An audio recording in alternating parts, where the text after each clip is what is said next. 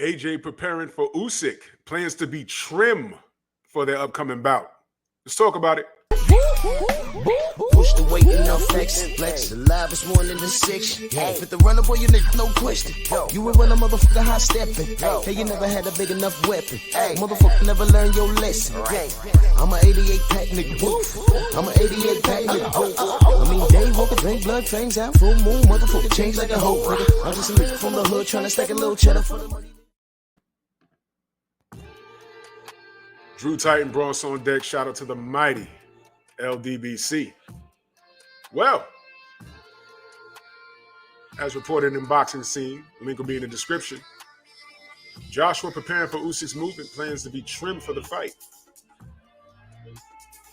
See him here in a sweatsuit. Looks like he says being trimmed. He plans on basically cutting weight. But let's read. Heavyweight champion Anthony Joshua is taking every possible measure in his ongoing training camp as he prepares for the fight mandatory defense against Alexander Usyk. Their showdown will take place on September 25th from the Tottenham Hotspur Stadium in London. You know, the place where 100,000 people came out in person to buy those tickets.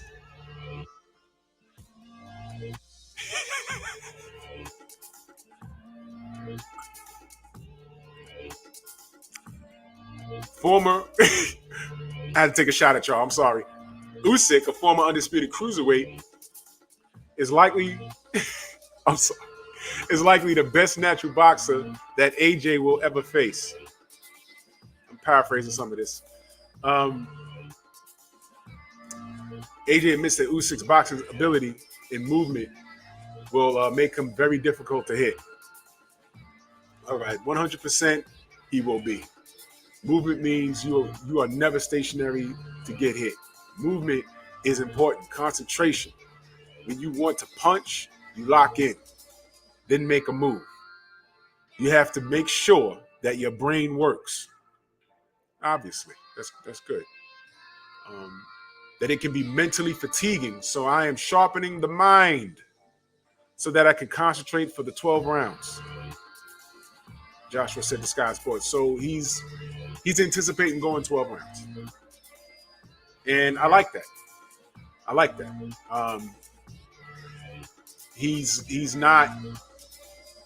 AJ's not keyed in on trying to run in there and steamroll Usyk, because that would be one option, run up on him and then try and get him out of there fast. But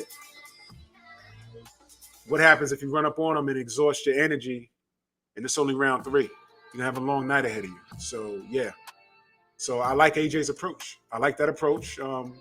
He's preparing to go 12 rounds. And he doesn't look like he wants to come in super big, like 250 of pure muscle, because that's going to hurt him. Also, I practice having the ability to punch 4 times, not just once. Oh, so he's putting in work. Not just once. It's a fight for the brain.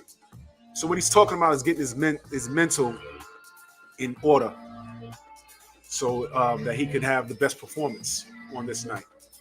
So he's talking a good one. So far, so good. Knowing what you have got in front of you and knowing what you have to deal with. This is written funny. They're trying to quote him, so, whatever. He was probably jumping rope when he was talking or something. I don't know. You can either be aggressive, corner, throwing everything at it, or take your time. Like I just said that. Be clever, then knock him out. Like I just said.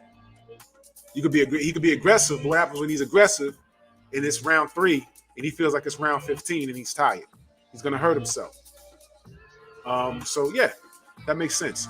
Joshua is not training for a knockout. He's not training for size. He wants to be quick with his punches and have proper stamina to last for the full distance. I'm looking trim for this fight.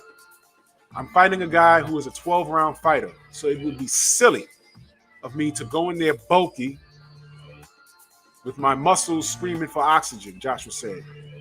That is smart. That is smart. I've been training like a 15-round fighter in this camp. I will be well conditioned to fight. That is the key.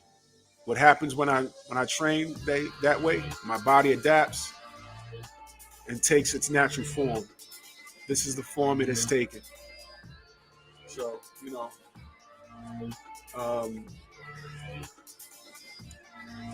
this is the picture they have from a boxing scene. So, look, his mind is in the right place. I like the strategy. Usyk is definitely not going to run in there and try and knock him out. That's not the kind of fighter he is. Usyk is going to try and pretty much work a jab, score, get in and out, and win on the cards. And AJ, the only thing we're going to have to find out, we're going to eventually find out is, can AJ outbox Usyk? Since AJ's made it clear he's not going for the knockout, he's going to try and let the knockout come to him, which is smart. But now the question is, can he outbox Usyk? Y'all let me know.